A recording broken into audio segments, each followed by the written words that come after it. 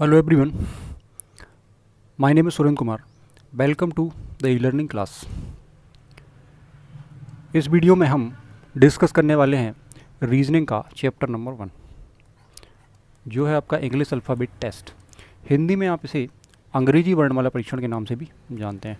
Friends, इस chapter के अंदर आपको मोर देन 15 टाइप्स के क्वेश्चंस ठीक है पढ़ने हैं। तो इस वीडियो सीरीज़ में इस चैप्टर के लिए लगभग 10 से 12 वीडियोस आपको मिलने वाले हैं, जिसमें ये पार्ट 1 है। ठीक है, इसके पहले अगर आपने रीजनिंग का प्रीवियस वीडियो नहीं देखा जिसमें कंप्लीट सिलेबस डिस्कशन बताया गया था तो आप उसको देख सकते हैं।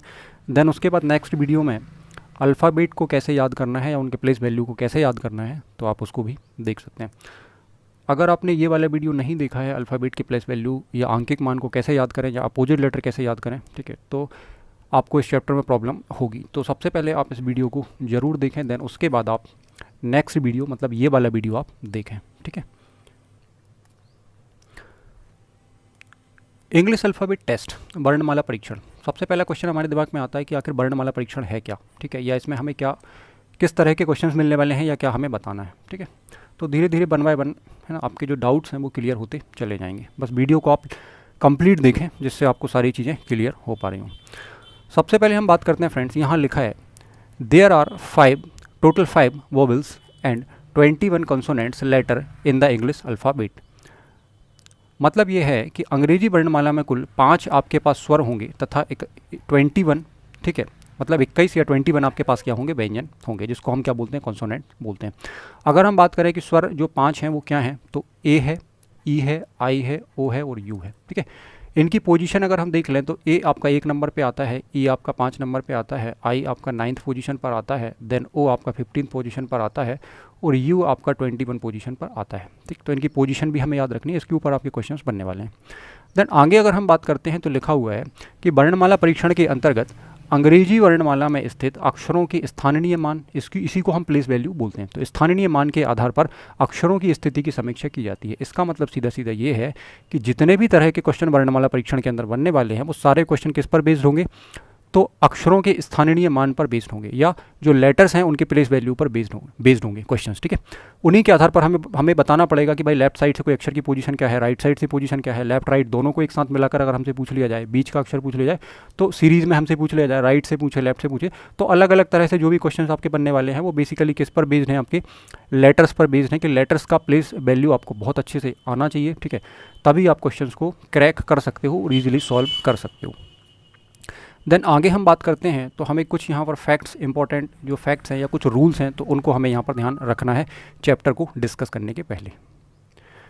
फ्रेंड्स, आगे अगर हम बात करें तो पॉइंट नंबर 1 हमारा जो बनता है उसमें लिखा हुआ है the increasing order of letter from A to Z in the English alphabet is called the English alphabetical order. इसका मतलब ये है कि अंग्रेजी वर्णमाला में ए से जेड की ओर अक्षरों के बढ़ते क्रम को अंग्रेजी वर्णमाला क्रम कहा जाता है। इसका मतलब ये है कि अगर आप ए से आगे बढ़ोगे तो आपको बी मिलेगा, बी के बाद सी मिलेगा, देन आगे आप इस तरीके से अगर इंक्रीजिंग ऑर्डर में या बढ़ते क्रम में चलते जाएंगे तो आपको लास्ट अक्षर मतलब 26 लेटर क्या मिल जाएगा, जेड मिल जाएगा। तो यही ये कहना चाह रहा है कि अंग्रेजी वर्णमाला में ए से जेड की ओर अक्षरों का जो बढ़ता क्रम है वही क्रम अंग्रेजी वर्णमाला क्रम कहलाता है या अल्फ़ाबेटिकल ऑर्डर या इंग्लिश अल्फ़ाबेटिकल ऑर्डर कहलाता है। क्लियर है? देन आगे हम सेकंड नंबर बात करें तो लिखा हुआ है the increasing order of letter in the English alphabet toward Z to A is called the reverse order of the English alphabet. मतलब इसका ये है कि अगर आप जेड से ए की तरफ चलते हो, ठीक है, जैसे आप अभी ए से जेड की तरफ जा रहे थे, ठीक वैसे ही अगर आप जेड से ए की तरफ जाते हो, ठीक है, या अंग्रेजी वर्णमाला में जेड से ए की ओर अक्षरों के बढ़ते क्रम को हम क्या कहते हैं, वर्णमाला का विपरीत क्रम कहते हैं या रिवर्स ऑर्डर कहते हैं। ठीक जैसे हम ए से जेड गए थे, ठीक हमें वैसे ही जेड से अब ए की तरफ आना है और यही क्रम हमारा क्या कहलाता है, इंग्लिश अल्फ़ाबेट का रिवर्स ऑर्डर कहलाता है या वर्णमाला का विपरीत क्रम कहलाता है। तो रिवर्स ऑर्डर पर या विपरीत क्रम पर भी आपके क्वेश्चंस बनते हैं। तो ये रूल आपको बड़े अच्छे से ध्यान रखना है। ठीक है, ये आपके लिए बहुत इंपॉर्टेंट होने वाले हैं। थर्ड नंबर पे आपको मिलता है कि in English alphabet from your left means from your left to right, from A to Z. इसका मतलब क्या है, तो अंग्रेजी वर्णमाला में आपके बाएं से अगर कहीं आपको लिखा मिल जाए कि बाएं से, तो इसका मतलब ये होगा या इसका अर्थ ये होगा कि आपके बाएं से दाएं की ओर आपको जाना है। जैसे फॉर एग्जांपल अगर मैं आपसे कहूँ, लिखा है कि बाएं से पांचवा अक्षर क्या होगा, तो बाएं से लिखा है ना, अगर बाएं से लिखा है तो इसका मतलब क्या है कि हम बाएं से दाएं की ओर जा रहे होंगे, मतलब हम ए टू जेड जा रहे होंगे, है ना। तो जैसे मैंने एग्जांपल दिया कि भाई बाएं से पांचवा अक्षर क्या है या पांचवा लेटर क्या है, तो जब आप ए से जेड की ओर जा रहे होंगे, या आपको बाएं से दाएं चलना है या आपको लेफ्ट से राइट चलना है, तो इसका मतलब तो यही है कि भाई ए के बाद बी आएगा, बी के बाद सी आएगा। देन पाँचवें नंबर का अक्षर हमें बहुत अच्छे से याद है कि भाई पाँचवें नंबर पर तो ई आता है, तो हम यहाँ से क्या आंसर बता पा रहे होंगे, ई। तो आई होप आप इस चीज़ को समझ पा रहे होंगे एग्जाम्पल के साथ। बाकी हम क्वेश्चन के साथ इस चीज़ को और अच्छे से क्लियरली समझने वाले हैं।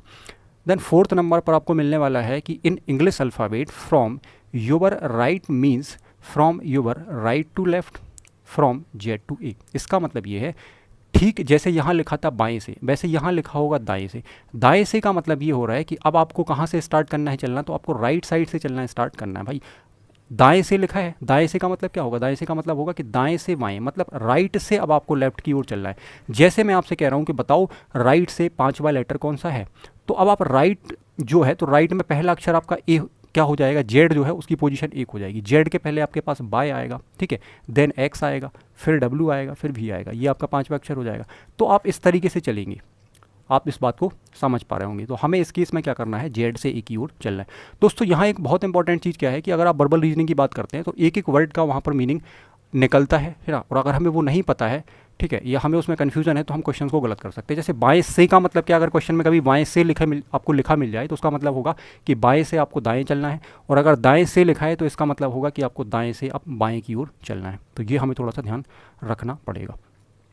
देन मुझे ऐसा लग रहा है, ठीक है, या ऐसा मैंने देखा है कि भाई कुछ स्टूडेंट्स को प्रॉब्लम्स होती है दाएं और बाएं में, ठीक है, लेफ़्ट और राइट समझ में नहीं आता, ठीक है, या बाया और दाया समझ में नहीं आता। ये प्रॉब्लम एग्ज़ाम्स के लास्ट दिन तक बनी रहती है। देन एग्ज़ाम्स के अंदर भी ये प्रॉब्लम होती है कि जब क्वेश्चन आता है तो हमें बहुत ज़्यादा कन्फ्यूजन होता है कि कहाँ लेफ़्ट से देखना है, कहाँ राइट से देखना है, लेफ़्ट कहाँ है, राइट कहाँ है। तो इसका सॉल्यूशन आपको मिलने वाला है, ठीक है।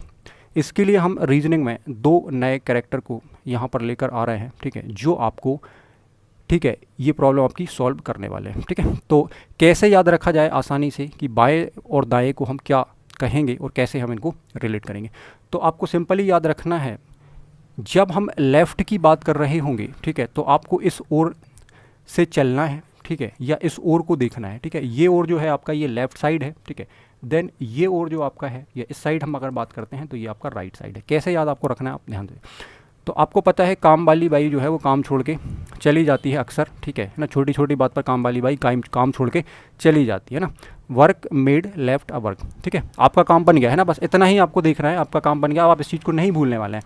आप सबसे पहले क्या देखोगे भाई, काम वाली बाई, तो बाई वर्ड से आपको याद करना है बायां, ठीक है।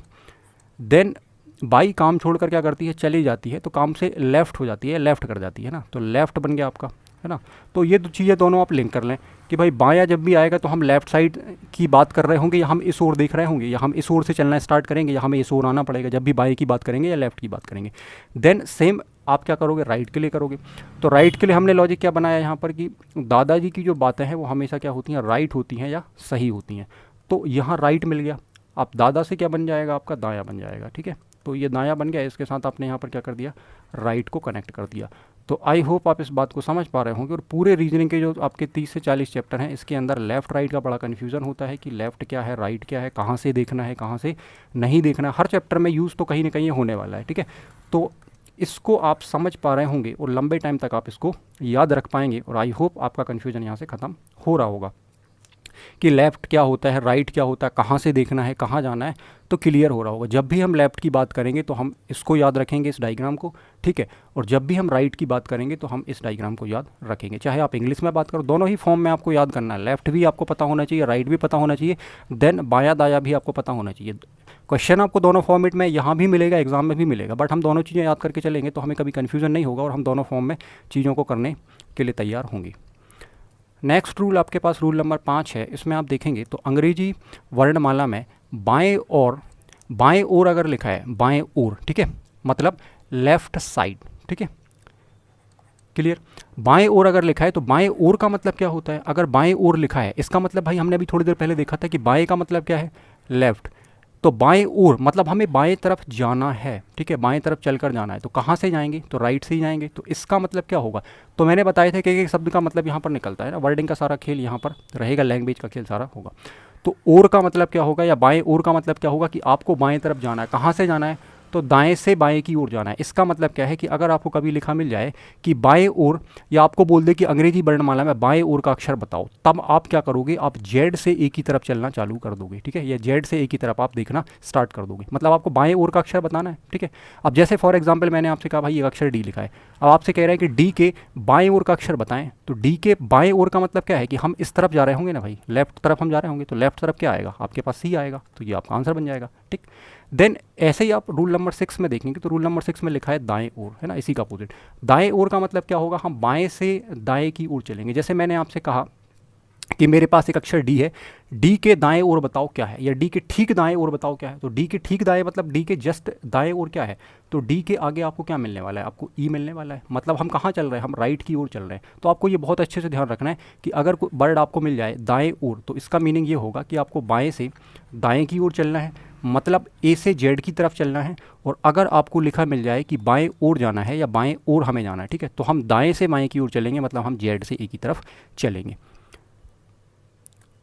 देन आगे हम अगर नेक्स्ट बात करें तो रूल नंबर 7 आपका आता है, यहाँ लिखा है कि अंग्रेजी वर्णमाला में आपका जिस ओर दायां होता है, मतलब राइट होता है, उसी ओर अक्षर का भी दायां, तथा आपका जिस ओर बायां होता है उसी ओर अक्षर का भी बायां होता है। देन इंग्लिश में भी सेम बात लिखी है कि in the English alphabet the right side of the letter is on the right hand side and the left side of the letter is also on the left hand side, ठीक है। तो अगर मैं बात करूं कि भाई ये लेफ्ट है और ये राइट है, तो यहाँ अगर अक्षर ए है और यहाँ अक्षर जेड है, तो अक्षर का बायां भी यही है और हमारा बायां भी यही है। तो कहना वो सिंपल सी बात चाह रहा है कि अक्षर का दायां जहाँ होगा हमारा भी दायां वहीं होगा, ठीक है, और अक्षर का जहाँ बायां होगा वहाँ हमारा भी क्या होगा, बायां होगा। तो सिंपल सी बात है, आप इस बात को समझ पा रहे होंगे।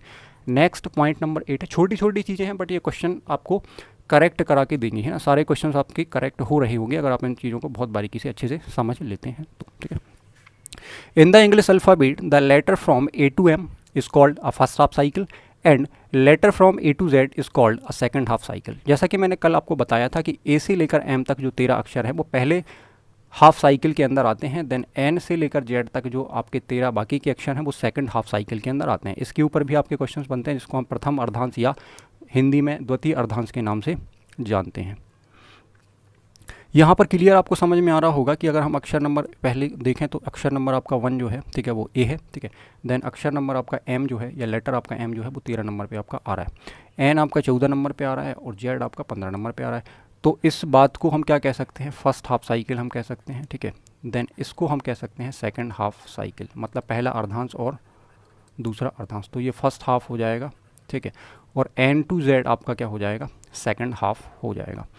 तो यहाँ तक आपको सारी चीज़ें क्लियर हो रही होंगी। अब हम थोड़ी सी प्रैक्टिस कर लेते हैं टाइप 1 की, ठीक है। टाइप 1 के क्वेश्चन बहुत आसान होते हैं बट एग्जाम में आपको ये बहुत कम देखने के लिए मिलेंगे क्योंकि बहुत ज़्यादा इजी होते हैं, ठीक है ना। इसलिए मैंने यहाँ पे 4-5 क्वेश्चन लिए हैं।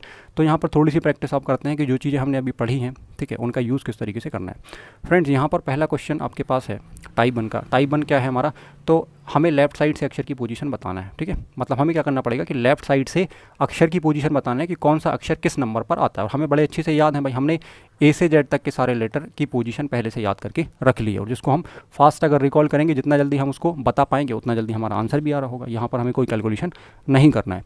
सो फर्स्ट क्वेश्चन आपका आता है कि what will be the 20th letter of the English alphabet. मतलब ये है कि अंग्रेजी वर्णमाला का 20वां अक्षर बताएं, ठीक है। आप दोस्तों आपने याद किया था कल कि T20 मैच है ना, T20 मैच से आपने याद किया था कि टी की पोजीशन क्या है, 20 है। तो 20 अक्षर पूछ रहा है, मतलब 20वां अक्षर पूछ रहा है, आपका टी आ गया। इसीलिए मैंने आपसे कहा था कि नंबर भी आपको पता होना चाहिए और लेटर भी पता होना चाहिए। इसीलिए हमने लिंकिंग मेथड का यूज़ किया था कि अगर हम दोनों चीज़ों को टी को और 20 को लिंक कर देते हैं तो हमारे दोनों काम बन जाएंगे। कोडिंग रिकॉर्डिंग में भी कई बार आपको नंबर सामने आपके आएगा, जैसे 20 नंबर आपके सामने आ गया है, 2 + 0 आपको यूनिट डिजिट में नंबर 2 दिया गया है ना, तो आप बता पाओगे कि हाँ भाई इस नंबर का अक्षर ये है और अक्षर हमारे पास है तो हम उसका नंबर बता पाएंगे। तो दोनों केस में हम आंसर फास्ट ला रहे होंगे। सेकंड क्वेश्चन आपके पास आता है what will be the 18th letter in the English alphabet. अंग्रेजी वर्णमाला में 18वां अक्षर क्या है। तो कल हमने याद किया था पी को, क्यू को और आर को, तीनों को हमने एक साथ याद किया था। पी से हमने याद किया था कि ये प्रिंस है, ठीक है, और इसकी एज 16 साल है। क्वीन की एज 17 साल है। दोनों ही किस चीज़ के लिए जा रहे थे, तो वोटिंग राइट्स के लिए जा रहे थे। वोटिंग राइट्स मतलब 18 साल, ठीक है। तो आर क्या बन गया आपका, 18 बन गया। तो हमसे 18 ही पूछा गया, तो 18 अक्षर क्या हो जाएगा आपका, आर हो जाएगा। नेक्स्ट क्वेश्चन आपके पास है क्वेश्चन नंबर 3। यहाँ लिखा है कि what will be the 13th letter from the left end, ठीक है, left end of the English alphabet. मतलब ये है कि बाई छोर से या बाई ओर से, ठीक है, 13वां अक्षर क्या होगा, है ना। बाई ओर लिखा होता है एग्जाम में, कई बार इसको छोड़ भी लिख देते हैं ना, तो इससे आप परेशान ना हो। इसलिए मैं दोनों लैंग्वेजेस को लेकर चल रहा हूँ, इसलिए वीडियो थोड़ी सी लंबी हो जाएगी। जहाँ पर हम इंग्लिश में भी क्वेश्चन को पढ़ रहे हैं, हिंदी में भी पढ़ रहे हैं, तो वीडियो थोड़ी सी लंबी हो जाएगी, बट आपको, है ना, यहाँ पर सेटिस्फेक्शन मिल जाएगा दोनों चीज़ों से। इंग्लिश भी आपके पास है, हिंदी भी आपके पास है ना, तो एग्ज़ाम में आपको कभी भी क्वेश्चन के साथ प्रॉब्लम नहीं होगी। कई बार क्या होता है, क्वेश्चन जो है आपका वो हिंदी में, है ना, एग्ज़ाम में एरर दे देता है या हम समझ नहीं पाते हैं, तो हमें इंग्लिश में चीज़ों को देखना पड़ता है। तो हम दोनों लैंग्वेजेस को लेकर चल रहा है, जिसमें आप कहीं से भी अपना एक नंबर भी ना गंवाएं, ठीक है। तो 13वां अक्षर आपसे पूछा जा रहा है, बट बाई ओर से पूछा जा रहा है। हमने थोड़ी देर पहले देखा था बाई ओर का मतलब क्या है, ठीक है ना। तो आपका क्या हो जाएगा यहाँ पर, तो बाई ओर से, है ना, यहाँ पर देखा दोस्तों बाई ओर से लिखा है, ठीक है। तो बाई ओर से आपको 13वां अक्षर बताना है। तो बाई ओर से मतलब क्या है, जहाँ अक्षर का बायां होगा वहाँ हमारा भी बायां होगा। इसका मतलब क्या है कि हमें लेफ्ट साइड से 13वां ही अक्षर तो बताना है, ठीक है। और 13वां अक्षर आपका क्या हो जाएगा, एम हो जाएगा। हमने याद किया हुआ था, मैं तेरा हीरो करके ट्रिक हमने याद करी थी, जिसमें 13वां अक्षर आपका निकल कर आ रहा था, एम। देन आगे हम बात करते हैं फ्रेंड्स, तो आपके पास नेक्स्ट क्वेश्चन आता है कि अंग्रेजी वर्णमाला में बाएं से 23, है ना, मतलब 23वां अक्षर कौन सा है, which is the 23rd letter from the left in the English alphabet. मतलब हमें बाएं से 23वां अक्षर बताना है कि कौन सा है, ठीक है।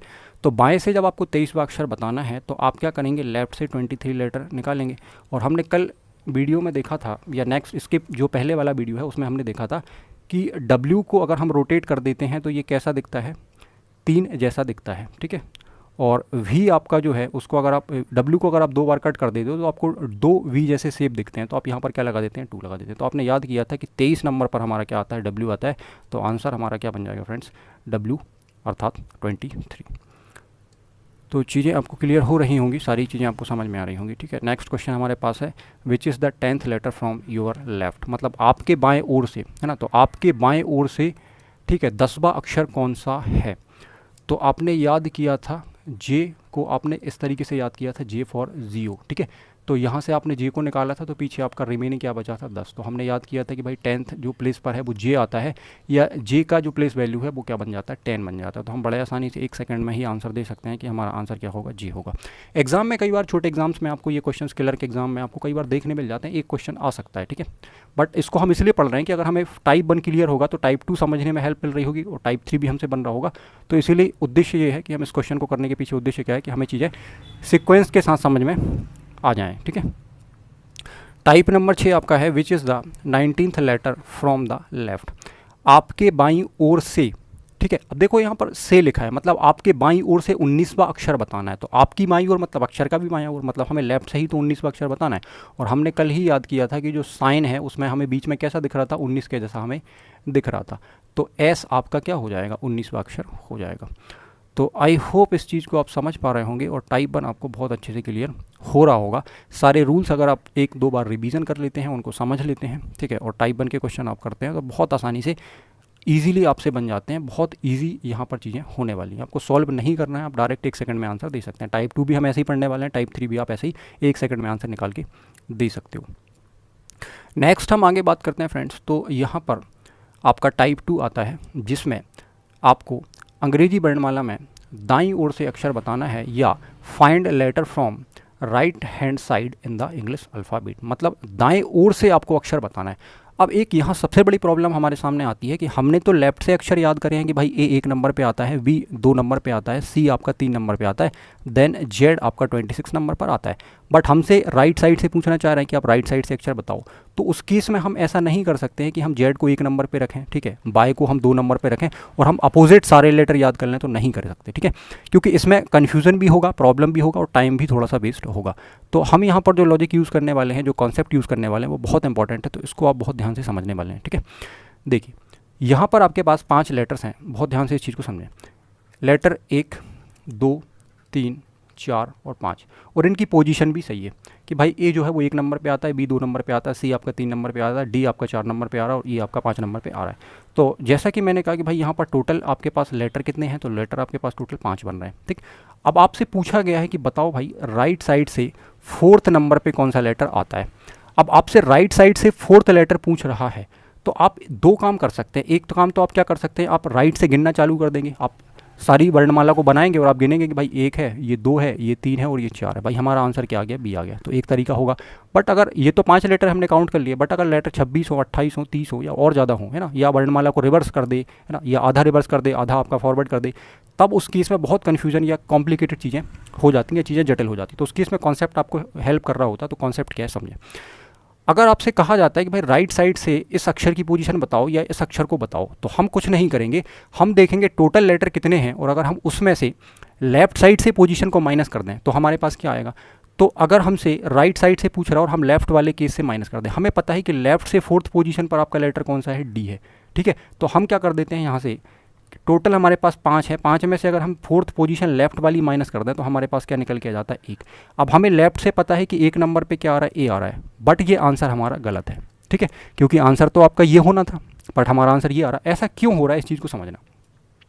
टोटल लेटर आपके पास 5 हैं, ठीक है, और आपने क्या किया है, लेफ्ट साइड से पोजीशन माइनस करी है, और लेफ्ट साइड से पोजीशन क्या है, यहाँ पर 4 है। ठीक है, और 4th नंबर पर हमारा क्या आ रहा है, डी आ रहा है। तो हम डी की पोजीशन यहाँ से माइनस कर रहे हैं, तो 5 में से हमने 4 को माइनस किया तो हमारे पास 1 रिमेनिंग बच रहा है, और हमने देखा कि भाई 1 नंबर पर तो ए आ रहा है। ठीक है, मतलब हमें मिलना बी था और हमें मिल क्या रहा है, हमें ए मिल रहा है। तो हम क्या कर सकते हैं, हम एक लेटर आगे अगर फॉरवर्ड हम हो जाएँ तो हमें सही आंसर मिल जाएगा। तो उसके लिए हम क्या करते हैं कि हमें जो टोटल दिया होता है या जो टोटल नंबर ऑफ लेटर्स हैं उसमें हम +1 कर देते हैं, हम उसको एक एक्स्ट्रा ले लेते हैं, तो हमारा आंसर एग्जैक्ट या सही निकल आता है। ये हमारा कॉन्सेप्ट है। तो अगर यहाँ एक लेटर और होता तो ये टोटल पोजीशन 6 बन जाती। अब आप देखो कि इस 6 में से अगर मैं 4th माइनस कर रहा हूँ, है ना, तो मेरे पास क्या आ रहा है, 2। तो मैं बता सकता हूँ कि भाई दूसरे नंबर पे मेरा क्या है, बी है।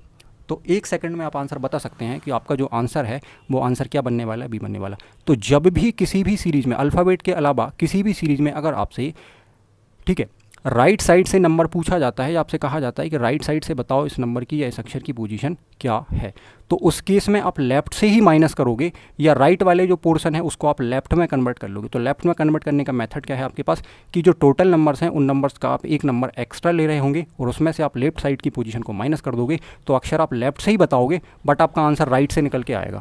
ठीक है, तो इस मेथड को या इस कॉन्सेप्ट को आप समझ पा रहे होंगे। आगे हम इसके ऊपर थोड़ा सा डिस्कशन और करते हैं। इसके लिए एक ट्रिक भी आप यूज़ कर सकते हो जो बुक्स वगैरह में दी रहती है। जैसे आपके पास हम अल्फ़ाबेट की अगर बात करते हैं कि अगर जब भी आपसे राइट साइड से कभी लेटर पूछा जाए और आपको पता है कि 26 लेटर होते हैं, तो हम लेटर को एक एक्स्ट्रा यहाँ पर काउंट कर लेते हैं। क्यों करते हैं, हमने उस बात को अभी थोड़ी देर पहले समझा है। ठीक है, कि हमें एग्जैक्ट पोजीशन नहीं मिलती है अगर हम काउंट करते हैं तो, और हमें लेफ्ट से बताना है। ठीक है, बट राइट से पूछा है तो हम राइट को लेफ्ट में कन्वर्ट कर लेते हैं। तो आप 27 में से अगर n को माइनस कर देते हो जो आपको दिया हुआ है तो आपका सीधा आंसर निकल आता है। यहाँ पर लिखा हुआ है कि अगर दाएं ओर से nवां अक्षर आपसे पूछा जा रहा है तो आप क्या करोगे, उसको बाएं में चेंज कर लोगे या आप उसको लेफ्ट में कन्वर्ट कर लोगे। लेफ्ट में कन्वर्ट करने का तरीका क्या होता है कि अगर वर्णमाला में 26 लेटर हैं तो आप उसको 27 में से क्या कर लोगे, सब्सट्रैक्ट कर लोगे या माइनस कर लोगे। फॉर एग्जाम्पल, जैसे अगर आपसे पूछा जाता है कि बताओ राइट साइड से 15वां अक्षर कौन सा है या 12वां अक्षर कौन सा है, कुछ भी आपसे पूछा जाए। जैसे फॉर एग्जांपल मैं एक एग्जांपल यहाँ पर ले ले रहा हूँ कि भाई आपसे पूछा जा रहा है कि राइट साइड से बताओ 15वां अक्षर कौन सा है। अब दोस्त यहाँ प्रॉब्लम क्या होगी, अगर आप राइट साइड से अक्षर काउंट करने बैठ जाओगे तो प्रॉब्लम होगी, टाइम भी लगेगा और हम चीज़ें, ठीक है, काउंट भी नहीं कर पाएंगे, है ना। क्योंकि अगर आप वर्णमाला को उल्टे साइड से काउंट कर रहे हो, मतलब आप जेड से काउंट कर रहे हो, जेड को 1 मानोगे फिर 2 मानोगे, तो आप नहीं काउंट कर सकते, आप सारे लेटर बनाओगे, है ना, या कोई लॉजिक आपके पास नहीं होगा। तो उस केस में हमें क्या करना, हम 27 में से सीधा 15 को हम माइनस कर देंगे। यही कहना चाह रहा है। तो एन की वैल्यू आपकी क्या हो जाएगी, 15 हो जाएगी। जब आप इसको माइनस करोगे तो आपके पास 12 आएगा। तो 12वें नंबर पर आपको पता है कि एल आता है, तो हमारा आंसर एल बन जाएगा। मतलब हमने क्या किया भाई, राइट से पूछ रहा था, उस राइट को हमने लेफ्ट में कन्वर्ट कर लिया। तो राइट को लेफ्ट में कन्वर्ट करने का मेथड क्या है कि आप एक लेटर एक्स्ट्रा लेंगे और उसमें से आप उस वैल्यू को, जो आपको गिवन वैल्यू दी है, उसको आप माइनस कर देंगे। ये यहाँ पर लिखा हुआ है कि nth letter from the right side is equal to 27 minus nth letter from the left side where n is a position of letter from right. n क्या है, तो n राइट से पोजीशन दी गई है। राइट से आपसे अगर पूछ रहा है कि बताओ 15वां अक्षर कौन सा है, तो यही तो 15 था। तो 15 n की वैल्यू आपकी क्या हो जाएगी, n की वैल्यू आपकी 15 हो जाएगी। तो 27 में से अगर आप 15 को माइनस कर रहे हो तो आपको क्या मिल जाएगा, 12 मिल जाएगा। और 12वें नंबर पे आपका लेटर कौन सा आता है, एल आता है। तो हमारा आंसर क्या बन जाएगा, एल बन जाएगा। तो यही बात इंग्लिश में यहाँ पर लिखी गई है, यही बात हिंदी में यहाँ पर लिखी गई है। तो आप इस बात को समझ पा रहे होंगे। अगर आपको ऐसा नहीं करना है तो अगर आपको अपोजिट लेटर याद है तो आप तब भी क्वेश्चन को 1 सेकंड में सॉल्व कर सकते हो। कैसे कर सकते हो? हम सेम एग्जाम्पल ले लेते हैं। भाई आपसे पूछा जा रहा है कि राइट साइड से 15वां अक्षर बताओ कौन सा है, ठीक है।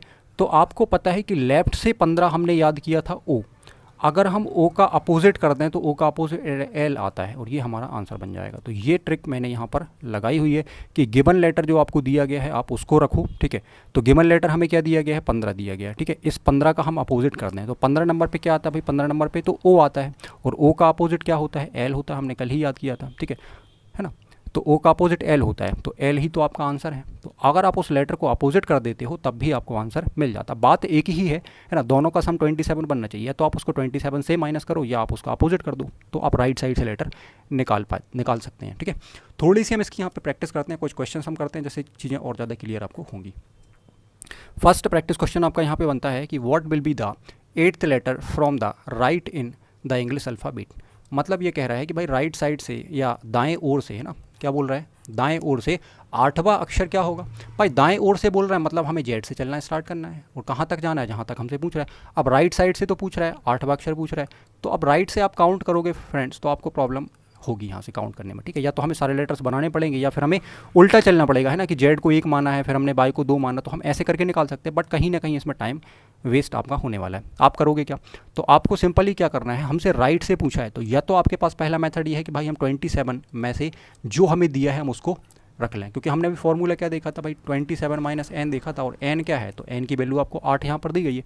तो अगर आप 27 में से 8 को माइनस करते हो तो आप पाते हो कि मेरे पास क्या आता है? 19 आता है। तो 19 मतलब ऐसा आपका आंसर बन जाएगा।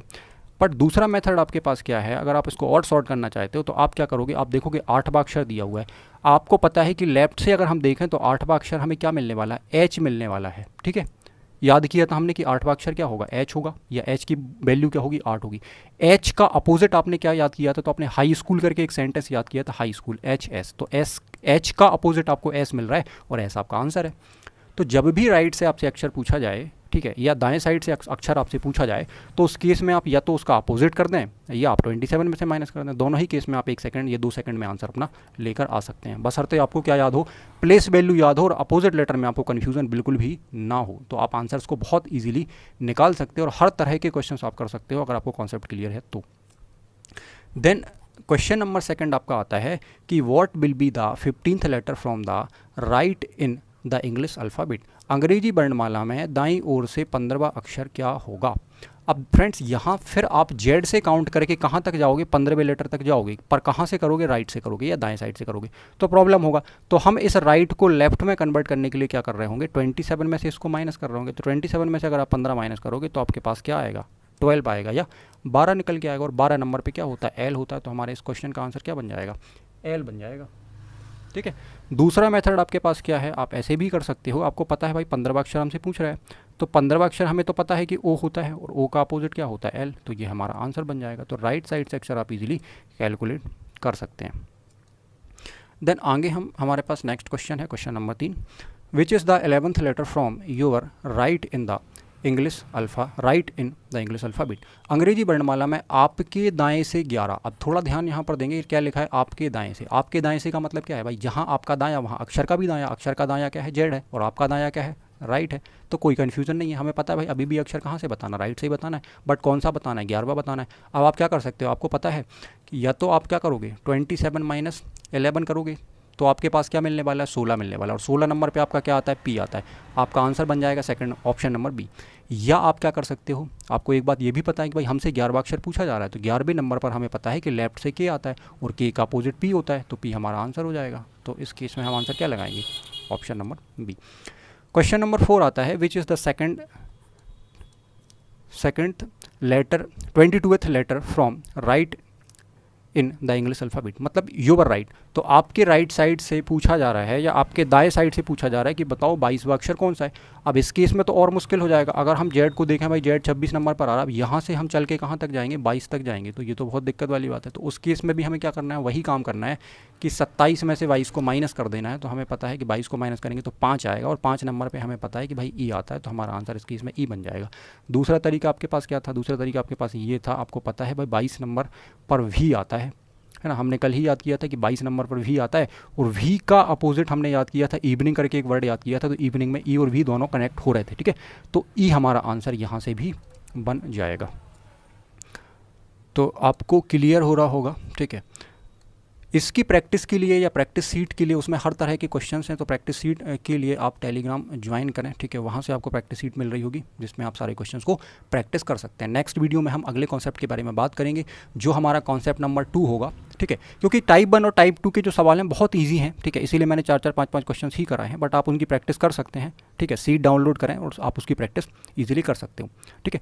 तो हमारा नेक्स्ट जो कॉन्सेप्ट होगा वो कॉन्सेप्ट हमारा होगा कॉन्सेप्ट नंबर 2, जिसमें हम द LR कॉन्सेप्ट की बात करेंगे। मतलब लेफ्ट और राइट जब एक साथ आ जाएं, अभी तो क्या है लेफ्ट अलग से पूछ रहा है हमसे, राइट अलग से पूछ रहा है, हमने दोनों को समझा है कि भाई लेफ्ट हम लेटर कैसे फाइंड कर रहे होंगे और राइट लेटर हम कैसे फाइंड कर रहे होंगे, बट दोनों चीज़ें जब एक साथ आ जाती हैं तो उस केस में हम कैसे चीज़ों को कर रहे होंगे। तो ये थोड़ा सा कॉम्प्लिकेटेड कॉन्सेप्ट है और इसमें कुछ लोगों को बहुत दिक्कत होती है, तो इसको हम बहुत अच्छे तरीके से चीज़ों को समझने की कोशिश करेंगे। So thanks for watching this video, ठीक है। ज्वाइन टेलीग्राम ग्रुप, जैसे मैंने पीछे बताया कि भाई टेलीग्राम ग्रुप आपको ज्वाइन करना है, जिसमें आपको PDF और प्रैक्टिस सेट मिल रहे होंगे, तो वहाँ जाकर आप PDF को डाउनलोड करें, ठीक है।